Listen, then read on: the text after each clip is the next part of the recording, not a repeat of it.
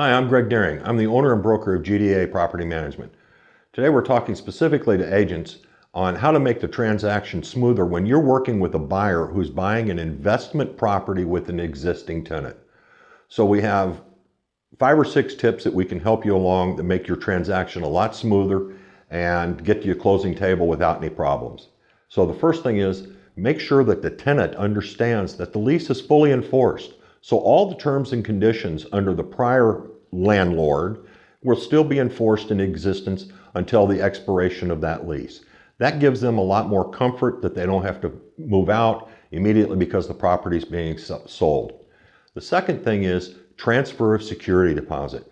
You want to ensure that your buyer is protected, that the full and accurate accounting and transfer of security deposit takes place.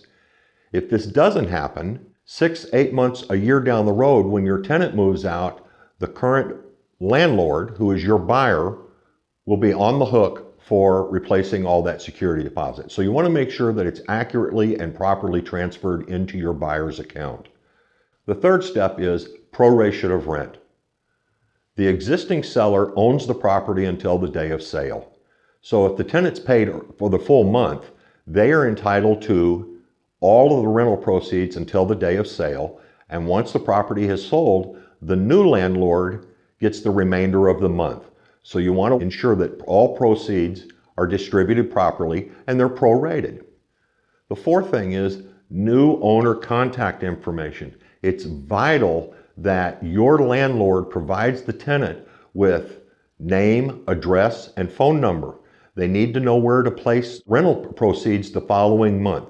How do they want to receive those? So it's real important that you give that to the existing tenant at the time of closing or a little beforehand to make sure that there's a smooth transaction and that they know where to pay the rent. Also, in case there's an emergency or a maintenance issue, that they have a phone number that they can get a hold of someone to report that maintenance issue. If possible, you want to try to obtain a copy of the tenant's application.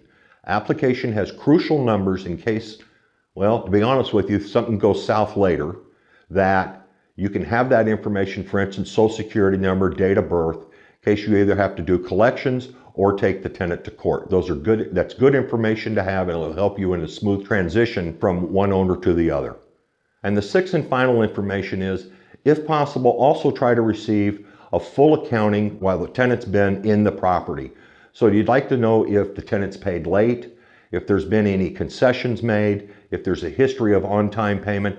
That just gives a lot of important information as your new landlord, your new owner starts moving forward and gives them a track record of the tenant's payment history. So in closing, I hope these tips have been helpful for both you and your buyer to lead to a more successful closing. I'm Greg Doering, owner and broker of GDAA Property Management. We're here to make you look good.